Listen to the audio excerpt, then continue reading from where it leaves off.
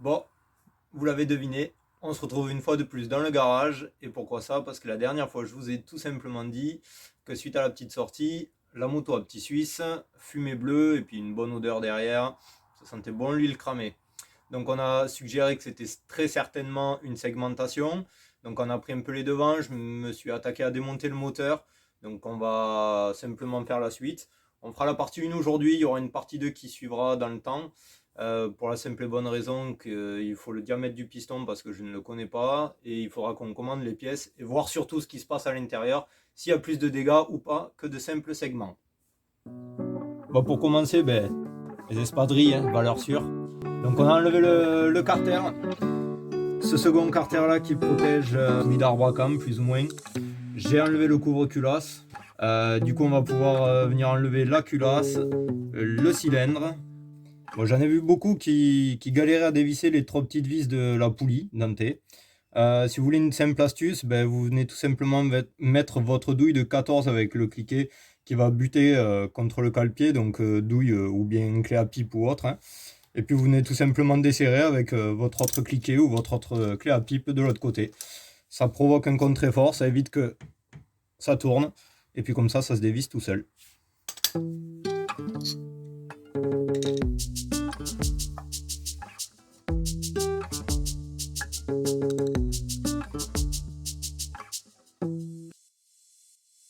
Bien. Encrassé tout ça.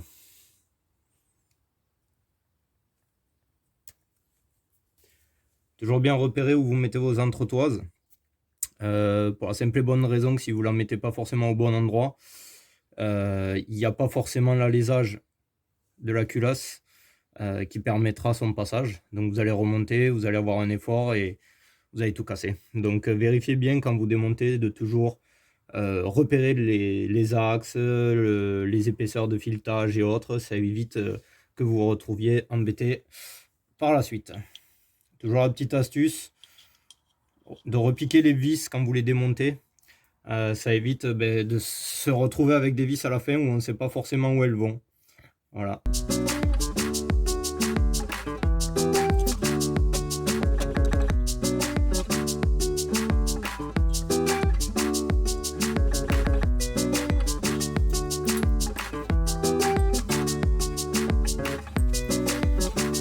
Cette petite pièce là qui était vissée ici, qui sert en fait plus ou moins de guide pour la chaîne, hein, tout simple.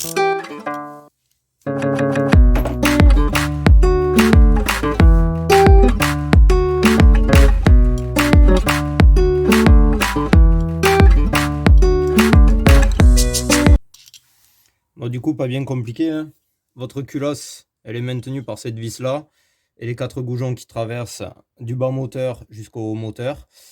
Et votre cylindre, maître cylindre, c'est la même chose. Il est fixé par une petite vis qui vient là et les 4 goujons qui tiennent le tout dans l'ensemble.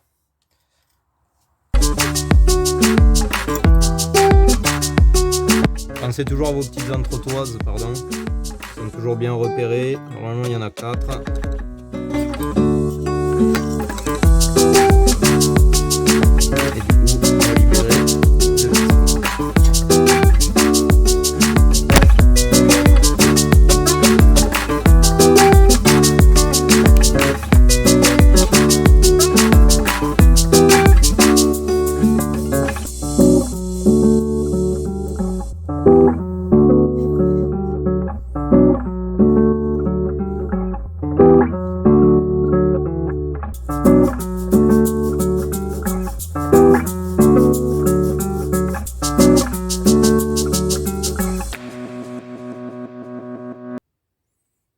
Relativement propre.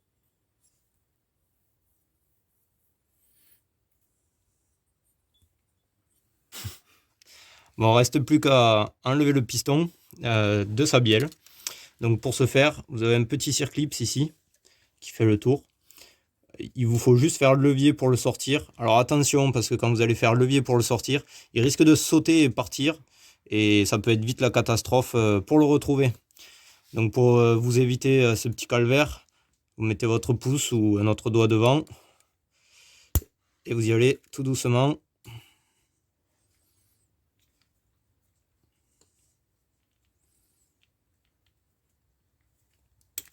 hop là, malgré avoir mis le pouce, vous avez vu, il est parti. Mais je l'ai suivi et il est là. Je vais essayer, des fois ça vient tout seul, de pousser le petit axe qui est à l'intérieur. Donc je vais aller de l'autre côté pour le pousser.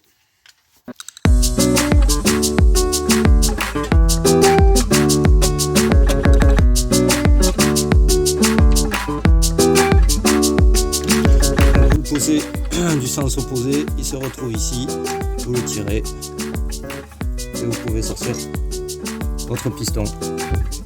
On peut voir qu'il a légèrement frotté.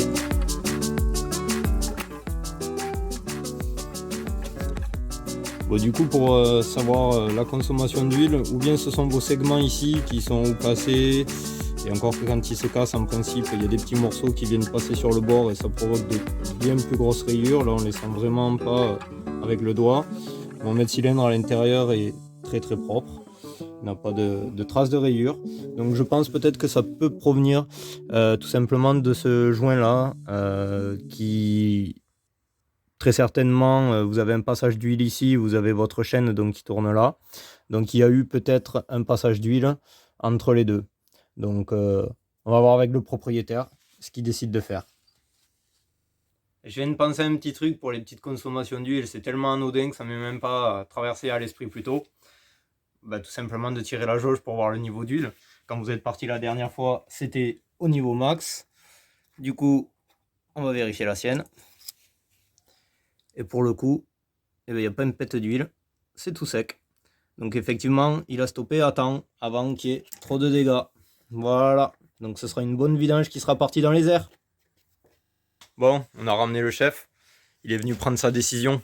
La décision de savoir qu'est-ce qu'il allait faire de sa moto. Alors, on part sur un jeu à 15 € ou on part sur une moto? On la fout au feu et on achète une moto. Une moto, directement, c'est plus simple. C'est moins cher. C'est moins cher. Ouais, c'est moins cher. Et c'est plus simple. Ça fait mal au cul. Non, mais non, on va partir sur un jeu à 15 €. Ouais, c'est mieux. Hein. C'est mieux, c'est plus raisonnable. Voilà, donc vous l'aurez compris, c'est la fin. On a commandé le joint, bien sûr. Hein. On n'est pas fou à ce point-là. Et puis, à bientôt pour la prochaine partie. Partie 2.